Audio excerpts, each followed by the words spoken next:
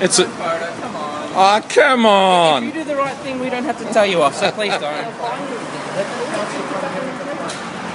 There is no Don't legislation record. or act set in law that allows you to be standing here harassing me right now. I'm not harassing. I was You are asking harassing you a and question. you are intimidating. You are armed, sir, and you are here harassing and intimidating. I'm armed for my You are job. asking I'm not me to move. harassing. You're not doing your job. You're extending the limitations of your authority by asking me to remove these signs when there is no I clear didn't ask law you to remove or them. statutory regulation that does not allow me to put my signs there. Now, sir, I ask you to move away from me so you don't further harass and intimidate me. Are you ready to right listen? now harassing me? Are you ready to listen? Okay, you've had your say. Are you ready to listen to Okay, mine? okay, you have your say. Okay. The council doesn't like anybody putting anything up. Now you come outside in front of a court and you put things up where Are they're you not a supposed to council be. officer, sir? No, but you know they're going to come. So this is outside your jurisdiction, sir? No, it's not, because the courts are our jurisdiction. This is not a court, this is a public footpath. Are you aware of that, sir? In front of the court. Unfortunately not, sir. You check the legislation. The environment of the court end at the bottom step. It doesn't continue on to public property.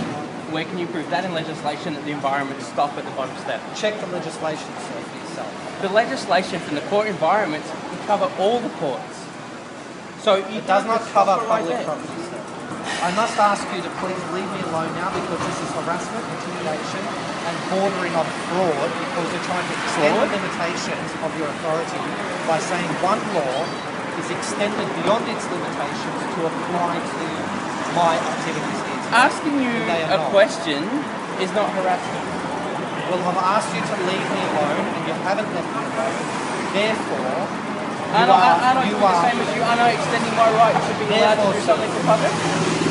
No, because you've left the court premises, you are employed by the taxpayer to be monitoring the court, not outside of the court when nothing is being done that is against the law. Now I'm asking. So you're not breaking any legislation? I'm not breaking the law here. Now I must ask you one more time, sir, to stop harassing me and stop intimidating me and leave me alone. I don't think this guy's causing any trouble. Okay, you have 15 seconds, sir, to leave me alone while I exercise my powers under Section 458 of the Crimes Act, place you under arrest and charge you for harassment. Now leave me alone. Leave me alone. Very interesting. Get away from me. You are intimidating me here right now and you are armed. I may exercise my powers under Section 458 of the Crimes Act, 1958, to place you under arrest, take you into court and charge you, sir. It would not be the first time and it would not be the last time I have charged you. Now leave me alone. Would you like to escort me to the court? I asked you many times to leave me alone. Walk away, sir, and hold some honour. Walk away.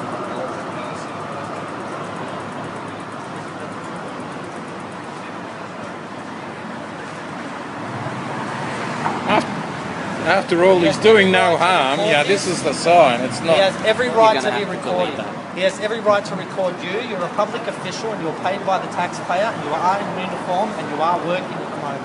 You're on duty. He has every right to record you. You walking up to him earlier on asking him not to record you, you have every right to do that. He has every right to continue recording you, as he is doing. So there's some education for you. Now please step away, walk away. Class is dismissed. And now you are feeding your ego by standing here and trying to assert your authority over me. I'm waiting for them to give me a response on what I'm to do next. So that's nothing. So you're of a that. slave to them, are you? I'm a slave to my job, yes. Just like everybody else that works. You have a job to do, I have a job to do. What you're saying now is because you've got nothing to do, you're taking on the job of the council and enforcing bylaws, are you? No, that's not true. You've got a job to do, but this guy's not causing any harm. He's just standing here and... I understand that. I didn't come to cause any harm either, but he's not allowed to put the signs up there. Yet That's you all I have not asked was been able to I asked you nicely state to put the the signs back where you had them legislation. before when we didn't do anything to you, and you wouldn't. So you need to wait now. Yes, I need to wait. Hang on, what do you recall this? So are you saying I am being detained? Oh, Did you just say that I had to wait? I said you need to wait. Like I need to wait for the next thing you're going to do next. But what you're saying is I'm being detained? No, I did not say that. Then why did you say that I had to wait? Because you have to wait for my response. I don't have to wait for anything don't that you wait. say. You have no authority, sir. Your authority is enacted in statutory legislation. Under the Constitution, I have all power. Under the Constitution of Australia, I have the power, sir. You have nothing but statutory legislation, court policy, which you enforce. That's all you have. Everything you enforce is court policy. I have the Constitution behind me. You have no powers.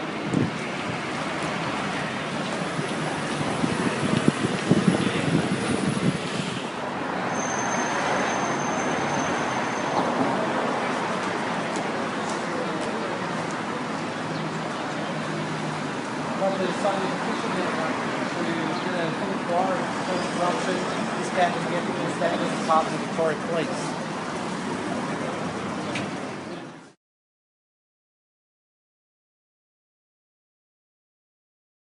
Hello, it's now been a couple of weeks since I was appointed to the role of Chief Commissioner. For me, I was thrilled. It was a privilege, is a privilege, and I'm so proud to be in that role. But I think given that I've got such a trusted role, it's important I tell you what my vision is, what plans I have for the organisation moving forward over the next 5 years. For me, it's a simple message. It's back to the basics. When I say back to the basics, it's about driving down crime. It's about community engagement. It's about the community, you, feeling safe and being safe. It's about reducing road trauma.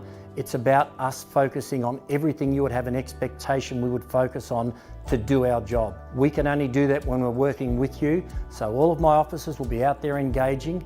I have an expectation of a high visible police presence, and by that I mean on the roads you'll be seeing many police cars, at shopping centres, at transport hubs. It's about that visible presence by us to prevent and deter crime. It's a fairly basic message, but it's a very important message, and it's one that I promise you we will be delivering over that 5 years. Thank you for your time. Stay safe.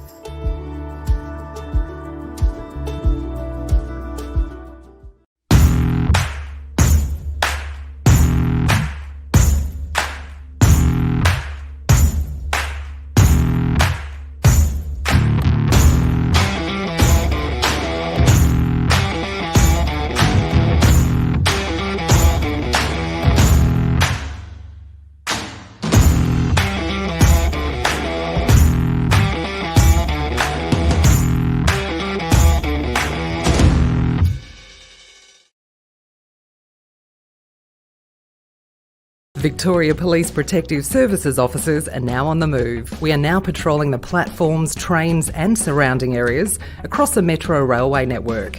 Our role is to keep the public safe and respond to antisocial behaviours and offences. We have a number of powers, including the ability to arrest and detain, search people and property, and seize items such as weapons, graffiti implements and alcohol, as well as issue infringement notices. We're with you throughout your journey, working together to keep you safe.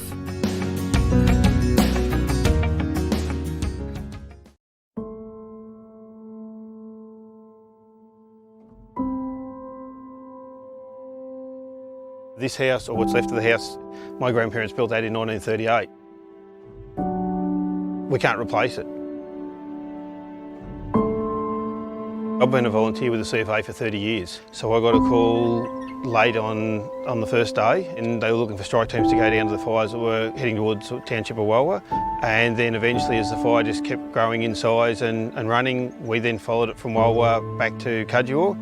The fire had brought across the flats much faster than expected. It wasn't burning traditionally. It's gone into, a lot of times it's gone into fingers with no rhyme or reason, and it's actually burned as though we haven't had rain in years. About 4:30 in the morning, I actually got back here. We didn't actually know what was burnt or whether the rest of the crew had houses to go back to. So I found all of this. My house burnt to the ground, Mum and Dad's burnt to the ground, and all the sheds burnt to the ground. Mum and Dad's cars were gone. I hoped that they were alive because there was no cars. I still didn't actually know where they were at that stage. So I was on duty on the night that the fires crossed the river from New South Wales into Victoria. The townships of Clacklac, Cudgewa and Corryong were impacted on Wednesday morning, I believe. On the Friday I went to Corryong. We've been on since 6 a.m. This was after dark by the time we got up to the relief centre to just help out. I just wanted to touch base with some of the locals that I've known for a long time, and that's when I ran into Grant. And he was about to walk out, and I actually said to him, I said, well, have you eaten? And he said, no, I hadn't. I said, well, what have you been eating? And he hadn't, basically hadn't. He'd been fed by CFA, but other than that, he was just sort of scrounging bits and pieces where he could find them. He was in the same clothes he'd been wearing on Tuesday night when he'd gone out on a fire truck to go and help others. The only clothes I had were the clothes that I was wearing under my turnout gear for the fire brigade. So I'd been in them for a couple of days by that stage and started to get blisters on my feet, and thought a simple thing would be just go and get some Band-Aids, but Band-Aids that I'd normally have in the first aid kit in my car, the car burnt to the ground, so I had none of that. And it was really strange, where we normally be helping everybody else, to actually have to go in there and then, beg's probably not the right word, but asking them for food when we wouldn't normally ask for anything like that. I ended up having to take him by the arm and walk him into the relief centre to actually get him to go in and get help. He just did not want to ask. And in the end, I think it took me basically leading him to then go, yes, okay, I'm going to accept this help. And I knew he needed it, he just didn't want to ask. It was only thanks to actually running into one of the local police, to be honest, that I actually got fed and actually got Band-Aids. I wasn't quite sure where else to go, and from someone that doesn't normally ask for help, it was awful hard to go in there in the first place.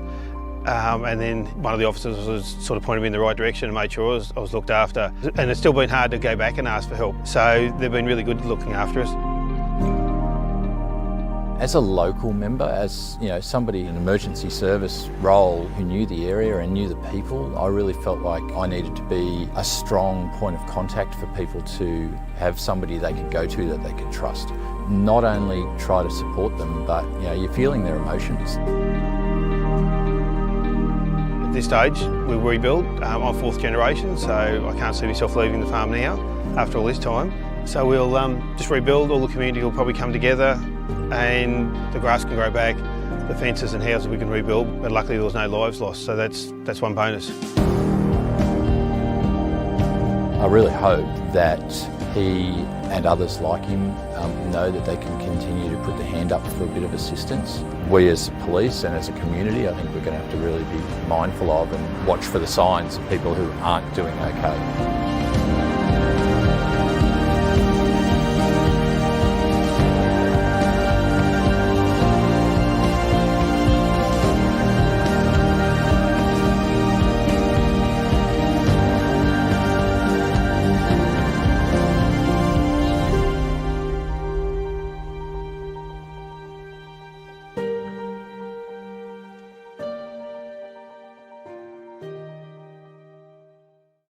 Being a PCO is a fantastic job. My number one role is to make sure that people in custody in Swan Hill are looked after and kept safe. My experience is that the members of the police force here are very appreciative of our role and what we do. Well, the PCOs have been the best thing that Victoria Police have implemented. They're able to do the welfare checks, the preparation of meals. I've gained so many different strengths being a PCO. It's gratifying to know that what I'm doing is making life easier for the people that are in custody. My experience working at the station has been one of the most positive things I've ever done. There are so many good things about Swan Hill. It's a great community to be a part of. There are so many different sporting opportunities. Basketball, netball, football. We have the river, we have the lakes. It's an integral part of living in Swan Hill. The people here are so accepting of anyone new. It's friendly, people take care of each other. I definitely feel like I'm an appreciated member of the Swan Hill Police team. Authorised by the Victorian Government, 1 Treasury Place, Melbourne. Victoria Police will be given shoot-to-kill powers during vehicle attacks in a first for Australian police. Let's go live now to Melbourne reporter Patrick Murrell. Pat, this comes nearly 3 years after that deadly Bourke Street rampage. Victoria Police was strongly criticised for not doing enough to stop killer driver James Gargasoulis in the events leading up to the deadly Burke Street rampage, which saw 6 people killed and 27 more injured. This policy is an attempt to stop vehicle threats from becoming events that kill people, and it's aimed at stopping people from using their vehicles as weapons. It is an Australian first, and under it, officers would have all sorts of options to stop threats from becoming attacks. That's everything from ramming to boxing in vehicles, and if worst comes to worst, being able to shoot and kill the driver. This is an Australian first policy. Officers here in Victoria will begin their training in December, and it's part of a suite of tactical options to stop these sorts of attacks. Of course, after Burke Street, we saw the landscape of Melbourne change. Everything from security bollards to police tactics have evolved after that deadly attack, and this policy and Victoria Police's old policy will no doubt be a focus in the upcoming Burke Street inquest beginning here in Melbourne next month. Pat, thank you. This is Eve Black, the latest COVIDiot to come out of Melbourne, talking her way through a police checkpoint without providing proof of where or why she was travelling. So where have you come from today? I don't need to answer your questions. No. Have I committed a crime? Pardon? Have I committed a crime? Have I committed a crime? Thank you. Yes! This was a selfish and childish act. It was ridiculous and it was unnecessary. Officers had the power to demand her to hand over her licence, but didn't, instead waving her through. They're trying to limit the time that people spend on the checkpoint, so they haven't actually been asking for the licence commonly in the first instance. Unfortunately, if we get this type of behaviour, we'll need to do that on each and every occasion. Ms Black is a conspiracy theorist who believes coronavirus is a hoax and was reading from a widely circulated script from that community. It's not one of your human rights to endanger other people. I'm sure she'll be looking forward to a knock on the door from Victoria Police. Police, they've got a tough job, but look, they deserve to be supported, and some of the idiots we've seen on social media today, frankly, are letting themselves down in a very big way. Unfortunately, she's not the only one. Over the past 24 hours, police have conducted 5,300 spot checks and dished out 101 fines, as well as 63 warnings, including for those not wearing masks. People who have decided that they want to continue to go to brothels, people who have decided that the gym can continue to operate, and of course people who have decided to go into unrestricted areas. Police efforts are now being assisted by the ADF, numbers now swelling to 1,400. Defence personnel will now be assisting with contact tracing, knocking on people's doors if they don't answer phone calls from the Department of Health within 24 hours of testing positive to coronavirus. If they don't answer in the phone, we'll knock on the door. If they don't come for testing, we'll drive a truck to the end of the street and we'll test them there. They'll continue to keep visiting you, but you'll have some very clear explaining to do as to why you are not at home. So the Victorian Police update, lots happening in that state. Let's have a listen. Chief Health Officer, because of the spread of the coronavirus, COVID-19, that there was a need for us to take this action, this drastic action, and as a result, police rapidly deployed. We planned, we spoke with other agencies, and through our State Police Operations Centre and the appointment of a police commander, we managed to deploy on Saturday from 3 p.m. Throughout the rest of that day and into the next, 500 police per day to actually police and make sure that we were supporting those residents who were in quarantine in those towers and making sure they were getting the services they required. This was unprecedented, if you like, in terms of the manner in which we had to respond. But I'm very pleased to say that with the other agencies involved, with the support of Health and Human Services and a range of other supporting agencies, we managed to put in place that quarantine, and now we're working through and planning to make it more smooth flowing as we're going along. There's been some discussions about whether or not police have adequate resources to be able to deal with this. Can I say, we have more than adequate resources to be able to deploy 500 police per day across these 9 towers. There are no issues with that whatsoever. And this is a policing role. I want to be perfectly clear about that. There's been speculation about the ADF. This is a policing role. Community engagement, community support, these are all key roles for Victoria Police. We have legislative power and legislative authority to be able to conduct certain activities, and that's why we're there. There are a range of issues, obviously, that we may encounter throughout this quarantine period, and this happens in any community. But this community, reflective of other communities as well, but containing some of our more vulnerable people as well, could have issues, mental health issues, family violence issues. There may be a range of emergency management issues that we need to deal with. Public order, as well as having the power to deal with these situations as they evolve, and to be able to enforce as well, to make sure where there are some issues that we can explain to the residents that they can't actually leave those premises. So I just want to be really clear, this is absolutely a Victoria Police role.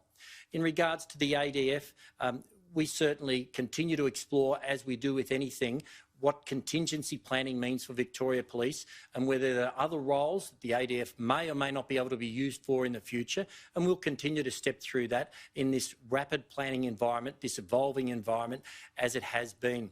We know that the ADF are supportive. They've been working with us through day one in regards to this matter, where they've been logistical back of house deployed in our State Control Centre, so we'll continue to explore that. I just want to be really clear. This is about police working with the community. You are the community we serve. You are the reason we're there. This is an opportunity for us to show, working together, what we can achieve and how we can get through what is obviously a very significant and stressful period for the residents. We absolutely get that. But for us, it's what can we do to work as your police to help you get through this environment, and that's what we'll be doing as we move forward. Community engagement has always been our key role. It is our key role.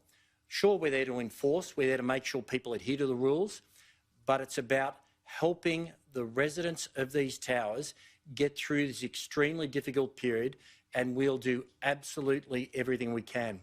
I would love nothing more than to get through this and for this to be held up as a model where people say, that was absolutely amazing. The police and the communities worked together. They managed to achieve something that was so difficult, and they did it in a peaceful, in a combined, in a united manner, and it didn't hurt their relationship. In fact, it enhanced their relationship.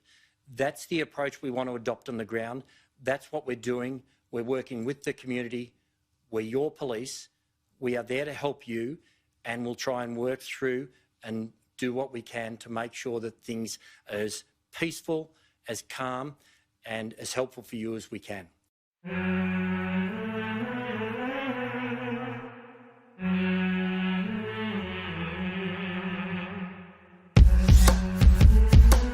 Beck, thanks very much for talking to us. What is CERT, for people who don't know? So CERT, it stands for the Critical Incident Response Team. We predominantly respond to high-level critical incidents where there's likely to be a violent confrontation. One of our new capabilities is the CST, so that's our CERT security team. We're pre-positioned around the CBD. When we get notified and informed of any information that something could be happening, our members want to get there first. The public should be reassured that we dress this way so they can respond as quick as possible to any critical incident that might actually occur in the city or at a major event where there's lots of people. Can you talk us through some of the gear? Yep, so our members are kitted up for a role in CST, so our CERT security team. When they're in this role, they've got their MCX long arm rifle. They've got some less lethal options in here, taser, some OC spray. They've also got their normal firearm, and they've also got their ballistic vest and their helmet and some general radio kind of kit. And some people might look at it and say, look, it's a bit over the top, it's a little bit, heavy-handed for a state police force. I mean, what's your response to that? It's all about keeping people safe. Our members are highly trained. They know discipline with the firearm. They're not there to try to scare people. If anything, they're there to make sure everyone feels safe and reassured. This is what's required to be proactive, not reactive. So we want to make sure that if anything happens in Victoria, that we can respond.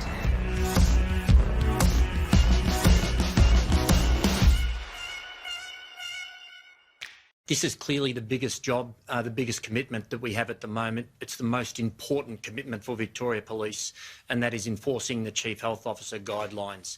I just want to recap really briefly on what we're already doing because we have a significant commitment. We have Operation Sentinel, which is every day 500 police officers out and about, tasking, checking populous places, knocking on doors, a whole range of things. We have Operation Sentinel 2, which is the vehicle checkpoints, 8 vehicle checkpoints right around the restricted area, those permanent ones where we're checking the access and egress right throughout the state. We have Operation Shielding, 160 transit police officers, transit protective services officers, I should say, and 80 police officers from transit who are out there every day, and they're making sure that there's public assurance, they're checking who should be in proper areas, and they're enforcing as you would expect them to be doing so. In addition to that, we have Operation Ribbon as well, which is our family violence operation. So there's a whole range of different areas, including Operation Soteria, where we're helping enforcement at quarantine hotels. All up, we're seeing every day upwards of around 1,500 police and PSOs out there enforcing as they should be. I've committed an extra 250 police and PSOs now to that already significant number, and on a daily basis they will be enforcing throughout the day, but importantly of a night time as well. We will have now, because of the curfew, we'll have significant police and PSOs out there, not just in vehicles and doing if you like, static checks, but we'll have vehicle checkpoints where we'll set them up at random places and keep rolling them around Melbourne. So the potential, the opportunity for someone to be detected who isn't supposed to be out and about is significant. Every police officer right throughout our organisation in any patrol car has a responsibility for COVID-19 enforcement, and that's what they'll be doing. Every one of them will be making sure that we're enforcing these new guidelines, these restricted guidelines. The curfew is obviously significant because we expect to see much reduced movement right around the state. In terms of discretion, which is a word we've heard a lot, we did give a period of discretion there when we moved to masks and other restrictions. That period of discretion is, I've said it before, it's virtually closed. Of course, we can't be prescriptive for every circumstance, but it will only be in an exceptional circumstance. In an exceptional circumstance that Victoria Police will be using discretion, because we just have to stop this movement. We have to enforce the CHO guidelines. The vast majority of people are doing the right thing, and for those who are, I thank you, but there is still a minority who aren't. We've given out a significant range of infringements, as the Minister has outlined, 161 last night. 60 of those were for for not wearing masks. And from our perspective, though, the people, the vast majority who are doing the right thing, need to understand for those who aren't, there is a consequence. And there are consequences, and I want to be really clear on that. In the last week, we've seen a trend, an emergence, if you like, of groups of people, small groups, but nonetheless concerning groups who classify themselves as sovereign citizens, whatever that might mean, people who don't think the law applies to them. We've seen them at checkpoints, baiting police, not providing their name and address. On at least 3 or 4 occasions in the past week, we've had to smash the windows of people in cars and pull them out of there so they could provide their details, because they weren't telling us where they were going. They weren't adhering to the Chief Health Officer guidelines. They weren't providing their name and their address. We don't want to be doing that, but people have to absolutely understand there are consequences for your actions, and if you're not doing the right thing, we will not hesitate to issue infringements, to arrest you, to detain you where it's appropriate. As I say, it's not something we want to be doing, but it is what we will do, and it has been occurring in the last week. And particularly one incident, if I like to highlight the type of challenges that we're experiencing. Last night, a 26-year-old policewoman was on patrol with another partner down in the Frankston area near the Bayside Shopping Centre. During that time, they approached a 38-year-old woman who wasn't wearing a mask. After a confrontation and being assaulted by that woman, those police officers went to ground and there was a scuffle. And during that scuffle, this 38-year-old woman hit the head, smashed the head of the policewoman several times into a concrete area on the ground. That behaviour is just totally unacceptable.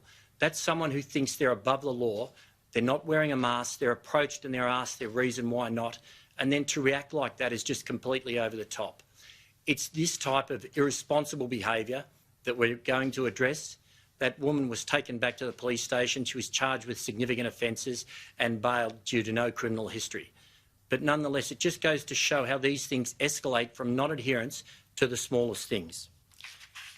The message is clear from me, and it's simple. We want you to stay at home. That's what the Chief Health Officer wants you to do.